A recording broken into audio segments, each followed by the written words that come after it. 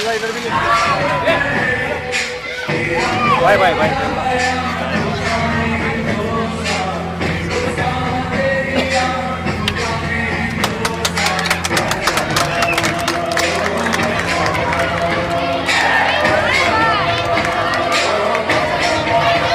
और शायद ये कोशिश शिवाजी नगर के रहने वालों के लिए एक बहुत बड़ा कदम होगा, जैसे कि बैनर्स पर लिखा हुआ है 7 मंजिला इमारत। Sir Masood sir please come on the DISE.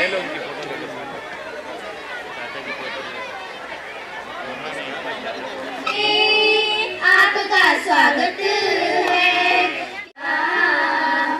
अच्छे हैं भाग्य हमारे जो आप यहाँ पधारे।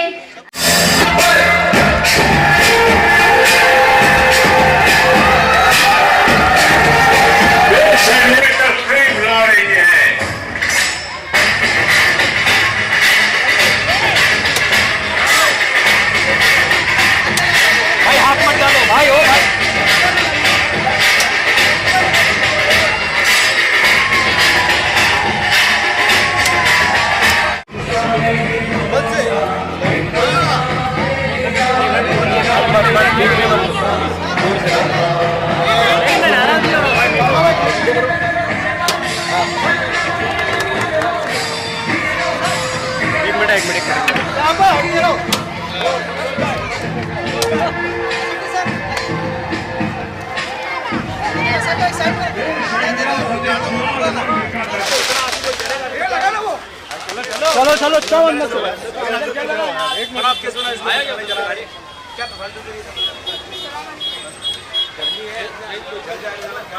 सारे बच्चे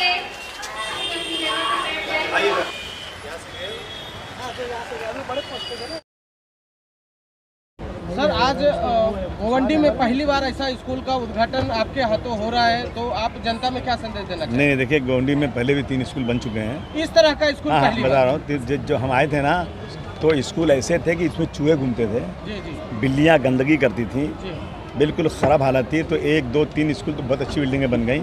ये बच्चा हुआ था इरफान के इलाके में, इसके लिए भी बहुत दिनों से बहुत स्ट्रगल हो रहा था, और कहते हैं ना देर आए दुरुस्त आए, और ये स्कूल बहुत शानदार सबसे अच्छा स्कूल बनने जा रहा है। इरफान भाई के अथक प्रयास से कम 4-5 साल से वो कोशिश कर रहे हैं कि इस तरह का बने, तो उनको क्या शुभेच्छा देना चाहिए? इनको मुबारकबाद दिया ना मैंने, और अच्छा काम करेंगे, टिकट भी दे दूंगा। अब क्या चाहिए? जैसे कि आपकी जो पार्टी है वो म्यूनसिपालिटी स्कूलों के, सरकारी स्कूलों के बहुत सहायता पहुंचा रही है, उसी तरीके से प्राइवेट स्कूल वालों के लिए कुछ सहायता है? जैसे प्राइवेट स्कूल के बच्चे आज फीस नहीं भरे तो उनको भगा दिया जा रहा है। देखिए ये दिक्कतों का सामना करना ये किसी इंडिविजुअल आदमी की हैसियत नहीं है। हम लोग 2-5 लाख रुपया दे देते हैं, हर साल दे देते हैं, तो कुछ लोग स्कूल में फीस भर देते हैं, कुछ लोग अपनी तरफ से NGO लोग भर देते हैं। लेकिन सरकार की ये जिम्मेदारी होती है कि सरकार कम से कम कोविड के ज़माने में सबकी फ़ीस पूरी माफ़ कर दे। हम लोगों ने एक बार नहीं 50 बात किया सरकारों से, लेकिन सरकार ने उस पर कोई बात सुनी नहीं। देखिए स्कूल वाले फ़ीस तो लेंगे, अगर फ़ीस नहीं लेंगे तो टीचर्स जो बेचारे उसमें हैं, तो वो टीचर्स कहाँ से खाएंगे, उनकी रोज़ी रोटी कैसे चलेगी? पूरा स्टाफ है स्कूल का, तो थोड़ा पगार उनकी अगर 10,000 है तो 8,000 उनको दे दिया जाए, 7,000 दे दिया जाए, लेकिन वो पैसे आना चाहिए। पब्लिक के पास पैसे नहीं है, तो सरकार की। गायकवाड़ जी ने कहा था कि मतलब कोविड के दौर में वो एजुकेशन मंत्री रहने के बावजूद उन्होंने कहा था कि सारी स्कूलों से कि स्कूल की फीस ना ली जाए, उसके बावजूद भी स्कूल ली जाए। नहीं देखिए ऐसा है ना कि स्कूल फीस के वर्षा गायकवाड़ जी को ये बोल के फ्री नहीं होना चाहिए, स्कूल की फीस ना ली जाए। स्कूल की फीस गवर्नमेंट देगी। अगर स्कूल की फीस नहीं ली जाएगी तो टीचर को तनख्वाह कौन देगा? स्कूल चलेगा कैसे? तो सब स्टाफ पूरा उनका क्या भुखमरी हो जाएगी उनके पास, खाएंगे क्या वो लोग? सरकार को अपने ख़जाने से ये पैसा देना चाहिए। इतना भ्रष्टाचार, इतनी बेईमानी हो रही है, तो क्या स्कूल के बच्चों को फीस सरकार नहीं दे सकती? ये सरकार की जिम्मेदारी है। और सर थोड़े दिन पहले मनोज कोटक जी ने कहा था कि मैं सभी पार्टियों के नेताओं से मतलब आह्वान करना चाहूँगा कि मानपुर शिवाजी नगर की जो नशाखोरी है उस पर जल्द से जल्द सभी लोग मिलकर प्रयास करना चाहिए कि बंद हो। देखिए ऐसा है ना कि मैं मनोज कोटक जी से कहूँगा कि आपकी सरकार चल रही है पूरे देश में, दनाते फिर रहे हैं आप, और आप अगर पुलिस चाह जाए ना तो परिंदा पर नहीं मार सकता। सर मैंने ये बात भी कहा था कि पुलिस आपकी है, सरकार आपकी है, तो फिर आप क्यों नहीं, आप खासदार हैं ईशान्य मुंबई के, तो आप क्यों नहीं प्रयत्न कर रहे हैं? अगर पुलिस चाह जाए अमेंडमेंट कर सकती है पुलिस कानून में, अब पुलिस उनके साथ ज्यादती कर सकती है, उनको बंद करें ले जा करके, और ऐसा सबक सिखा दे कि दोबारा कोशिश न करें। कम से कम जो बेचने वाले हैं वो एरिया में ना आने पाएँ। लेकिन क्या है ना, ये जो रिश्वत है देश में ना बहुत ज़्यादा बढ़ चुकी है और ये रिश्वत की वजह से ये सब हो रहा है। विधायक जी, जिस तरह आपने तीसरी दफ़ा जब एमएलए का इलेक्शन जीता था उस टाइम में आपने कहा था कि इस दफ़ा 100 दिन के अंदर मैं नशा यहाँ से मुक्त कर दूंगा गोंडी से, लेकिन आज उसका कहीं ना कहीं उल्टा इसमें खामियां क्या आ रही है? अगर आप दिखा देंगे, मैंने बोला है ना, तो मैं एमएलए का सिर्फ छोड़ दूंगा। 100 दिन में आपने नहीं, मैंने कभी नहीं, मैं कभी कह नहीं सकता ये बात। जो मेरे हाथ में, मैंने हाउस में कहा था, हाउस में कि अगर सरकार नहीं कर सकती तो मुझे दे दो और छूट दे दो मुझे कि मैं जो चाहूँ करूँ। मैं 100 दिन में गोंडी में नशा बंद करवा दूंगा अगर आपने मुझे चार्ज दे दिया और कोई मुझे रोके नहीं। मैं मेरे साथियों को लेकर एक जगह जाऊंगा और नशा बंद करा दूंगा। कहीं ना कहीं दिक्कत क्या आ रही है सर आपको? आप यहाँ के विधायक हो, आपको दिक्कत क्या आ रही है? क्या पुलिस प्रशासन से आ रही है या कोई पॉलिटिकल प्रेशर है या अदर कोई ऑपोजिशन में उनकी वजह से तकलीफ? नहीं, आप मुझे बताइए कि विधायक क्या कर सकता है? विधायक हाउस में आवाज़ उठा सकता है, चीफ मिनिस्टर के पास डेलीगेशन लेके जा सकता है, पुलिस पे जाके वहाँ पे पुलिस को कह सकता है, वहाँ आंदोलन कर सकता है, पुलिस के खिलाफ आवाज़ उठा सकता है। वो सब मैं कर चुका हूँ। अब आप बता दो मैं क्या करूँ? अगर आप मुझे रास्ता बता दो कि विधायक ये करे तो बंद हो जाएगी नशा, मैं अभी से करने को तैयार हूँ। सर दिक्कत कहाँ हो रही सर? सिर्फ वो जानना चाह रहे हैं। मैंने कहा ना कि प्रशासन अगर कड़क हो जाएगा तो काम हो जाएगा। सर क्या ये सर बिहार के अंदर शॉपिंग सेंटर बनने जा रही है? क्या ये मार्केट गोंडी का पहला शॉपिंग सेंटर बनने जा रही है? नहीं, शॉपिंग सेंटर की बात नहीं हो रही। ये जो बाहर बैठे हैं सब लोग ना, जो खोंचे वाले बैठे हैं, जो सब्जी बेचते हैं, जो अपना मछली बेचते हैं, आम बेचते हैं, इन सब के लिए एक सब्जी की मार्केट अच्छी बनना चाहिए। उसके बाद बनाएंगे ऊपर बेच करिए। कुछ दिनों में देखा जा रहा है देश भर में रामनवमी का जो त्योहार बंद हो रही है। वहाँ जैसे देश में देखा जा रहा है कि हजारों स्कूल बंद हुई है, जो सरकारी स्कूल थी वो बंद हो गई है। वहाँ पर आप ये गोवंडी में एक नई स्कूल का निर्माण करना चाह रहे हैं, क्या संदेश देना चाह रहे हैं? नहीं, सरकार ने हरियाणा वगैरह में तो कहा ना कि जो बच्चे सरकारी स्कूल में पढ़ेंगे उनको पैसा नहीं मिलेगा, फ्री पढ़ाई नहीं होगी, और जो बच्चे प्राइवेट में पढ़ेंगे उनको पैसे दिए जाएंगे। इसके पीछे ये था ना कि सारी स्कूलें बंद हो जाएं और उसकी भेज दी जाए, और जब कहेंगे प्राइवेट में पैसा दे रहा था फिर बंद कर देंगे, प्राइवेट में पैसा नहीं देंगे, सब बेचारे बेहाल हो जाएंगे। ये तो सरकारी नीतियाँ चल रही हैं आजकल। मैं समझता हूँ कि स्कूल चलाना, तो पूरी एजुकेशन का काम सरकार को फ्री करना चाहिए, चाहे कुछ भी हो जाए, जब भी देश तरक्की कर सकता है। सर पिछले दिनों रामनवमी का त्यौहार गया और बिहार के अंदर एक ऐतिहासिक मदरसा है, एजीजिया मदरसा, जिसको पूरी तरीके से जलाकर खाक कर दिया गया। मदरसे से पढ़ने के अंदर अगर प्रॉब्लम है तो मदरसे को जला दिया गया, इसके ऊपर आप क्या कहेंगे? ऐसा है ना कि जब एक कौन पूना वाला था, वो आफ्ताब पूना वाला, जब उसने एक लड़की को काट करके फ्रीज में डाल दिया तो चारों तरफ देश में मुसलमानों के खिलाफ एक लहर दौड़ गई।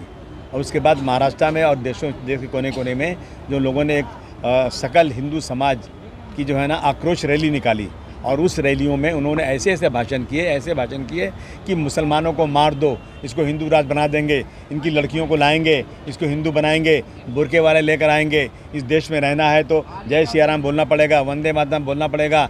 मुसलमानों के खिलाफ ऐसी बातें की गई पूरे देश में।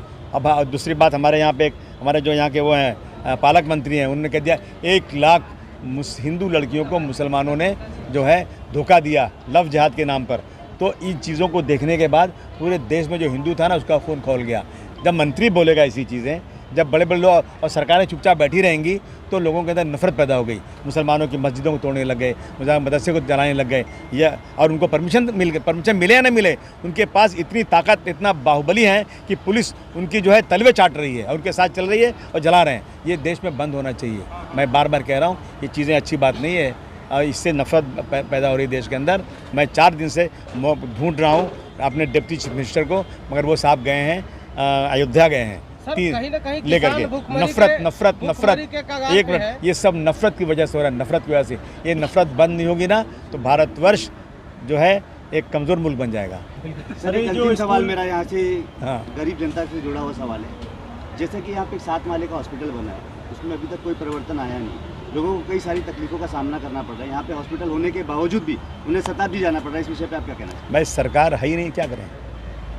केस चल रहा है सुप्रीम कोर्ट में, रोज जजमेंट इंतजार किया जा रहा है। मैं इसके पहले और इसके पहले हाउस के अंदर बोल चुका हूँ और मंत्री ने कहा मैं आऊँगा, इस गोंडी मैटरनिटी होम का दौरा करूँगा और इसकी सारी चीज़ें करूँगा। इसके पहले जो मिनिस्टर थे उन्होंने मुझे कहा था कि मैं आऊँगा, पूरा करूँगा, चले गए, वो नए आए हैं। अभी परसों मैंने का घेराव किया, हंस रहे थे, हाँ मैं आता हूँ। मैं रोज़ मैं अभी डायरी दिखाता हूँ, अपने मेरे डायरी में प्रायोरिटी में लिखा हुआ है कि इनको इस शताब्दी में और यहाँ पर इस मैटरनिटी हॉस्पिटल में लाना है, उनको दिखाना है, रोज़ लगा हुआ हूँ।